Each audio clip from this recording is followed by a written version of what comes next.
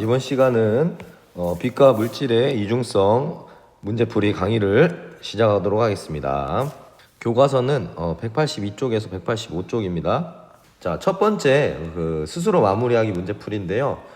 빛은 파동과 입자의 이중성을 가지고 있죠. 그래서 파동설로만 설명할 수 있는 현상을 보기에서 있는 대로 고른 것은 우리가 파동설, 입자설, 여기엔 특징이 있었죠. 파동설은 우리가 회절이나 간섭 등이 일어나겠죠. 그죠? 입자설은 우리가 반사, 굴절도 같이 일어나는 거예요. 반사. 그리고 광전 효과, 그리고 콤프턴 효과.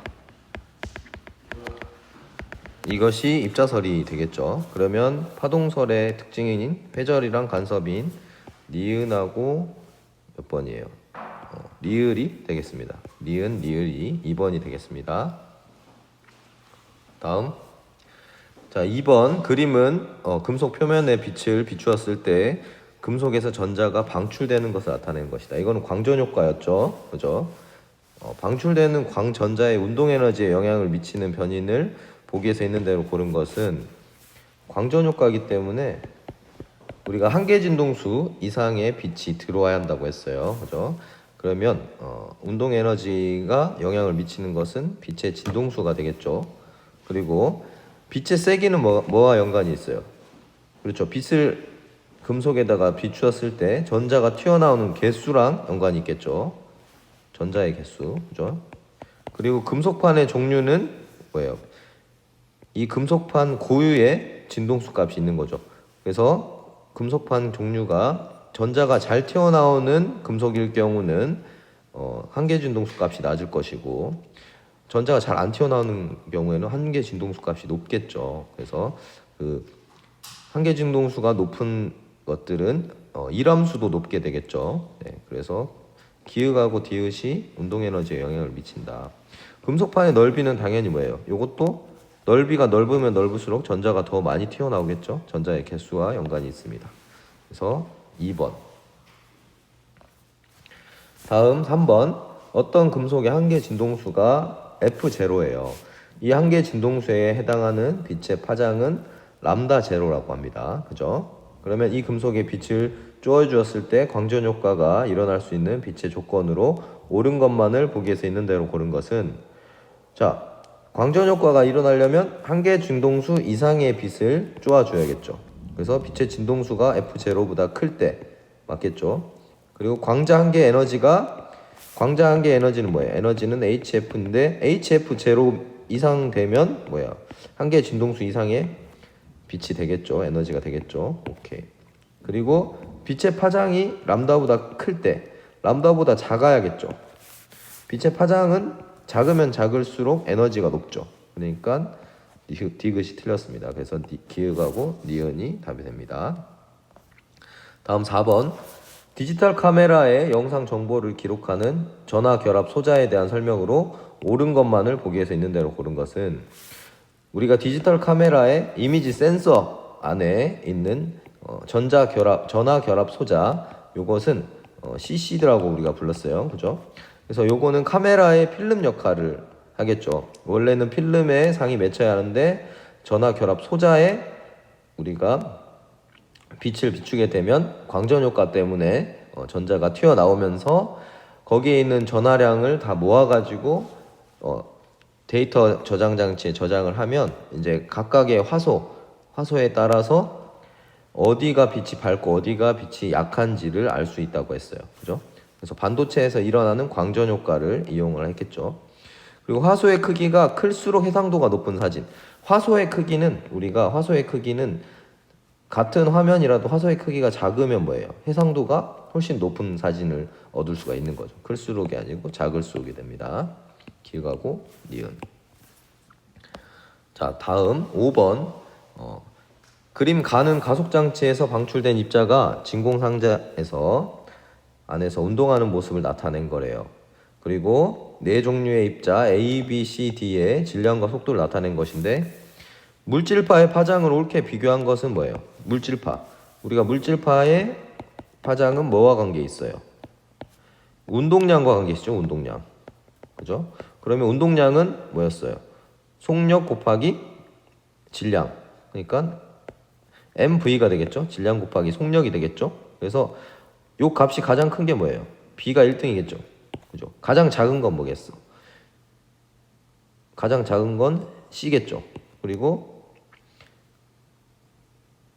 A랑 D는 뭐예요? 같겠죠. 그러니까 이게 3등 세 번째로 그거 이게 두 번째겠죠. 왜냐면 속력하고 질량하고 비교했을 때 질량이 두 칸이고 속력이 몇 칸이야? 하나, 둘, 셋, 넷, 다섯, 여섯 칸이죠. 그러면 이 두 칸, 여섯 칸 하면 이게 10이라는 숫자가 나오죠. 곱하니까. 그리고 여기도 두 칸, 여섯 칸이니까 10이라는 숫자가 나오죠. 그리고 여기는 여기는 뭐예요? 여섯 칸, 여섯 칸이니까 66 곱하면 36 물리량이 나오고 운동량이 나오고 요거는 두 칸, 두 칸이니까 4가 나오겠죠. 그러니까 당연히 B가 1등, 그 다음에 A, D, C 이 순서가 되는 게 몇 번이죠? 운동량의 크기가 지금 운동량이 제일 크게 되면 뭐예요? 파장이 가장 작게 되겠죠. 그러니까 B가 파장이 뭐겠어요? 가장 작아야겠죠. 그죠? 파장이 가장 작아야 하고 지금 파장의 값을 구했기 때문에 운동량이 가장 컸기 때문에 파장이 가장 작게 되겠고 그 다음에 A랑 D는 같고 C가 가장 크겠죠. 운동량이 가장 작기 때문에 파장이 가장 크게 되겠습니다. 그죠? 5번. 다음 전자현미경에 대한 설명으로 옳은 것만을 보기에서 있는 대로 고른 것은 전자의 파동성을 이용한다. 자, 파동성, 그죠? 전자현미경 우리가 스캐닝, 일렉트론, 마이크로스코프, 셈하고 트랜스미션, 투가 전자현미경이 있었어요. 그죠? 이것은 모두 전자의 파동성을 이용을 했겠죠. 그리고 유리로 만든 렌즈가 아니고 자기 렌즈로 전자선을 조절을 했죠. 그죠? 그래서 가운데로 모이게 됐죠. 그리고 주사전자 현미경으로 시로의 표면의 구조를 알 수 있다. 주사전자 현미경 같은 경우에는 전자를 물질에다가 쏘아서 반사된 2차 전자를 우리가 검출을 하는 거죠. 그래서 3차원으로 표면을 확인할 수 있다고 했으니까 3차원 구조, 표면 구조를 알 수 있다. 맞죠? 자, 다음 그림은 7번. 그림은 두 극판 사이에 전압을 가해 전자를 가속시키는 것을 나타낸 것으로 가속된 전자는 양 극판에 작은 구멍을 통해서 나오게 됩니다. 그죠? 지금 전자의 전압이 V랑 EV로 될 수 있다는 걸 알 수 있죠. 그러면 당연히 가속되는 에너지는 어떻게 되겠어요? EV가 에너지가 2배가 되겠죠. 이게 에너지가 2배가 되겠죠. 에너지가. 그래서 극판 사이의 전압이 각각 V, EV일 때 방출된 전자의 운동량과 물질파의 파장을 옳게 비교한 것은 에너지가 크기 때문에 당연히 운동 에너지가 크기 때문에 운동량도 크겠죠. 2배가 크겠죠. 운동 에너지랑 운동량은 2배까지는 아니겠지만, 그죠? 에너지가 2배가 됐으니까 우리가 2분의 1 mv 제곱이 2배가 된 거죠. 그러면 루트 2배 됐겠네요. 운동량은, 그죠? 그러면 가가 운동량이 작고, 그죠? 4번, 5번 중에 하나네요. 물질파의 파장은 뭐였어요? H였죠. 운동량이 크면 파장은 작았죠. 그러니까 운동량이 크면 파장이 작아야 하니까 4번이 되겠죠. 4번. 그죠? 다음 8번. 그린 가는 알루미늄 방막에 X선을 조여 주었을 때 형광 필름에 생긴 회절 무늬이고 그림 나는 X선 대신에 전자선을 조여 주었을 때의 결과예요. 그죠? 실험 결과로 알 수 있는 사실을 옳은 것만을 보기에서 있는 대로 고른 것은 전자선은 전자기 파의 일종이다. 전자기 파의 일종 맞죠? 맞아요? 아니죠. 전자선은 물질파죠. 물질파의 일종이죠. 전자기 파는 우리가 빛이잖아요. 빛. 그러니까 전자 양성자 이런 것들은 다 물질파겠죠. 물질이 파동성을 띠기 때문에 헷갈리면 안 돼요. 자, X선도 전자와 같은 입자로 볼 수 있다. X선도 전자와 같은 입자로 볼 수 있어요? 그렇죠. 입자로 볼 수 있어요, 없어요? 아니죠. 이거는 X선도 전자와 같은 입자는 아니죠. 왜냐하면 이것은 전자기파죠, 전자기파. X선은 우리가 빛이기 때문에 질량이 없잖아요, 그죠? 같은 입자는 아니죠. 전자와 양성자는 같은 입자로 볼 수 있는 거죠, 그렇죠? 그 다음에 전자선도 회전을 일으키는 파동으로 볼 수 있다. 이게 디귿이 맞는 거죠. 전자선도 회전을 일으키는 파동으로 볼 수 있다, 그죠? 그러니까 니은 같은 경우에는 이 실험을 통해서 관측을 하는 것은 아니고, 왜냐면은 이것은 회절무늬죠. 회절무늬를 관측했기 때문에 요거는 파동성을 관측을 하기 위해서 나타낸 실험이죠. 그죠? 그래서 디귿만 맞습니다. 그죠? X선도 물론 입자성은 띄고 있어요. 입자성은 띄고 있지만 여기서 지금 말하는 것은 아니기 때문에 디귿만 맞는 것으로 했습니다. 그죠? 그러니까 X선은 입자가 아니고 뭘로 취급할 수 있어요? 광자라고 취급할 수 있겠죠. 광자.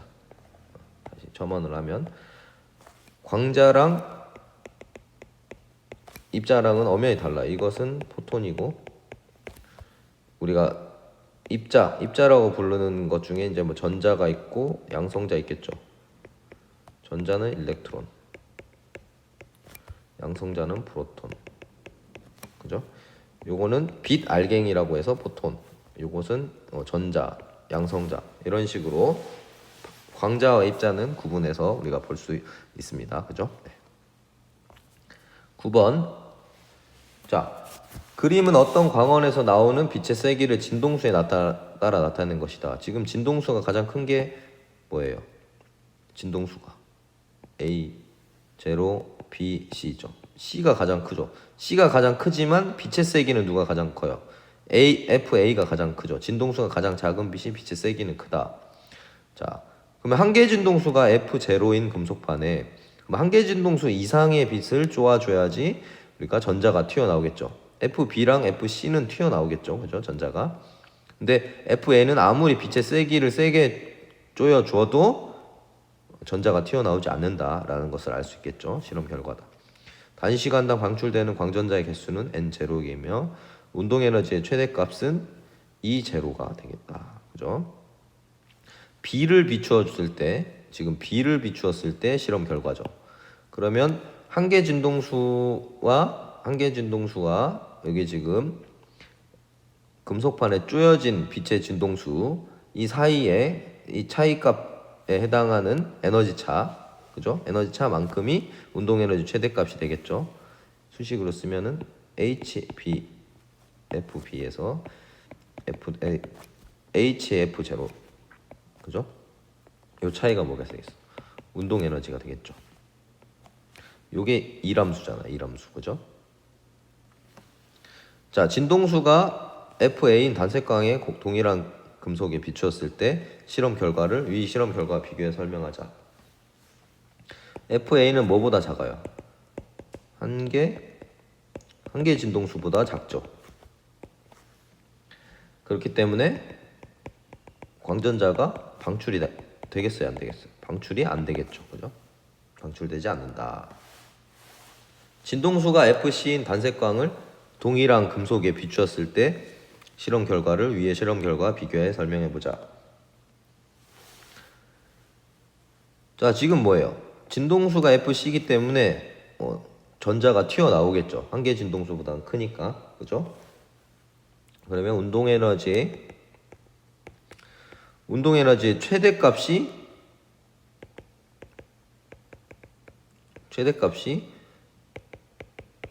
운동 에너지, 그죠? 운동 에너지 최대값이 E0보다 어떻게 되겠어요? 크게 되겠죠?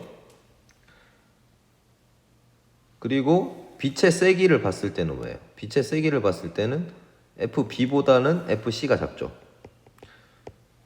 빛의 세기가 FB인 빛보다 작음으로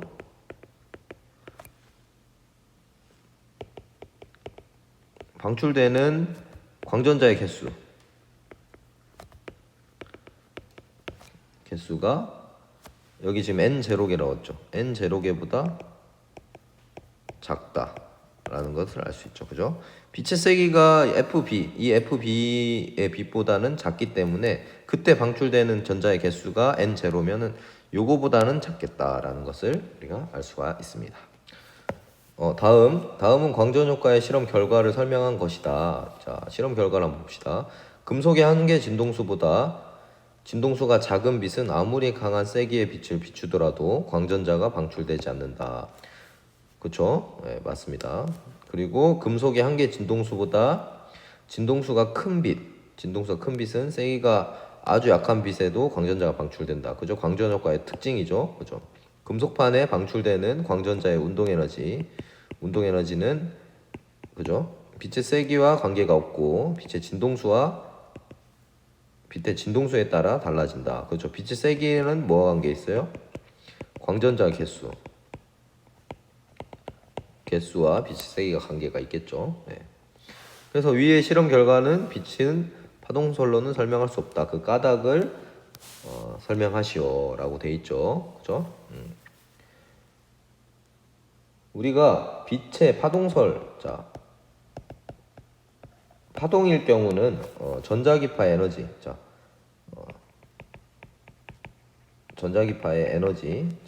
에너지는 우리가 보통 진폭을 우리가 A라고 표시하거든요. 근데 진폭의 제곱에 비례해요.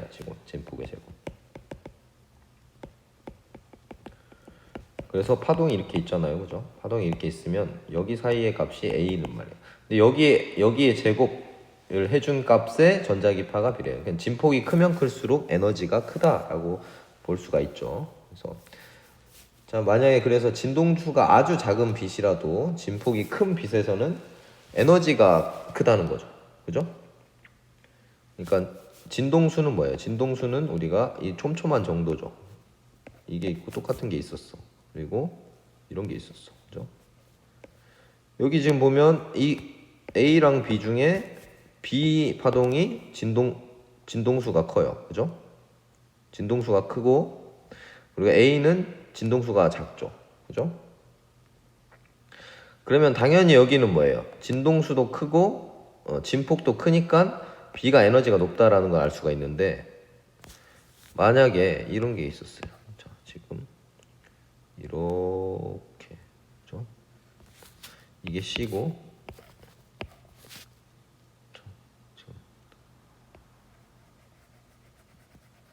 이게 D예요. 그러면 지금 뭐예요? 지금 딱 봤을 때 진동수가 누가 커요? D가 크죠? D가 큰데 진폭은 누가 커요? C가 크단 말이에요. 그죠? 진폭은 C가 크단 말이에요. 근데 에너지는 뭐와 관계가 있다고 했어요?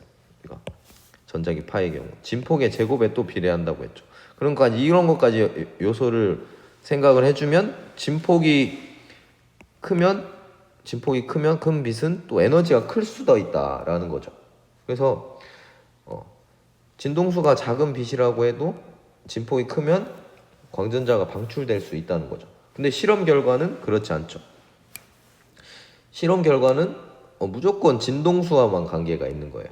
그죠? 그래서 정리를 하면 파동설에 의하면 빛의 세기가 큰 빛에서도 운동 에너지가 큰 광전자가 방출될 수 있어야 하지만 광전자의 운동 에너지는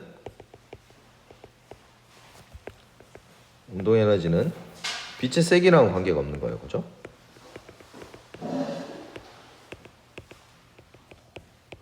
관계가 있는 거는 뭐예요? 빛의 진동수다. 그죠?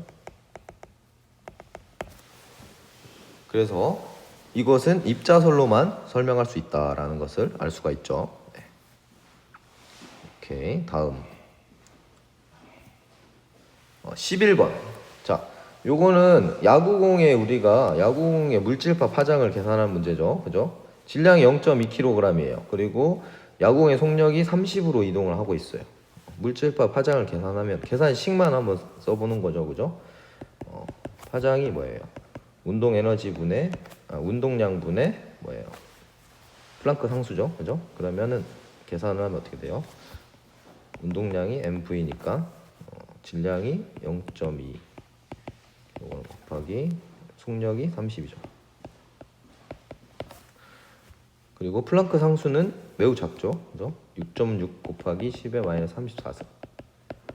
그럼 요게 파장이 되는 거예요. 그죠? 이게 파장. 계산을 하면 얼마 정도 나와요?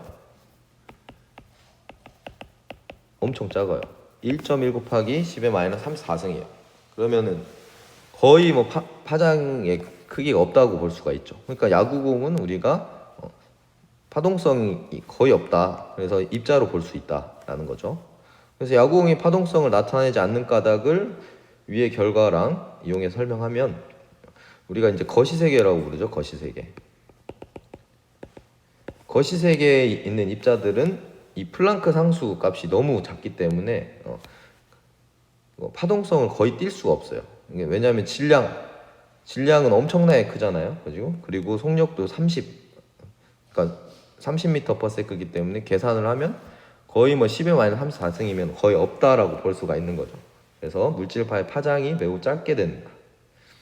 그래서 물질파의 파장이 매우 짧다. 그래서 파장이 매우 짧기 때문에 회절이 일어나요, 안 일어나요? 회절의 특성이 거의 일어나지 않고, 그죠? 회절을 측정할 수 있는 방법도 없는 거죠. 그래서 우리가 거시세계에서는 파동성을 관찰할 수가 없다. 다음은 이제 주사 전자현미경 쌤하고 투과 전자현미경 템을 비교한 거죠. 주사 전자현미경은 특징이 뭐였어요? 그죠? 특징이 3차원으로 확인을 할 수가 있었죠. 그리고 투과 전자현미경은 2D예요. 2차원으로 확인할 수가 있어요. 그래서 시로 표면에다가 금속 코팅을 하겠죠. 그래야지 전자를 쏴서 광전 효과 때문에 다시 튀어나오겠죠. 그죠? 그래서 그것을 검출을 하는 것이고, 투과 전자현미경은 아예 시료에다가 통과를 시키는 거예요. 전자를. 그죠? 그리고 시료를 얇게 잘라야겠죠. 그리고 전압 자체도 어떻게 돼요? 투과 전자현미경이 주사 전자현미경보다는 훨씬 크다라는 것을 알 수가 있죠. 그래서 전압이 약 지금 몇 배 정도 돼요? 10배 정도 되죠.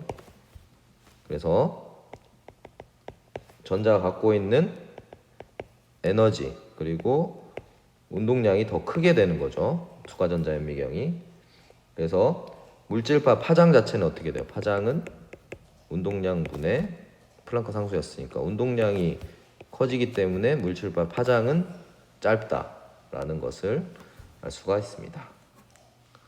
자, 이것으로 문제 풀이를 마치도록 하겠습니다.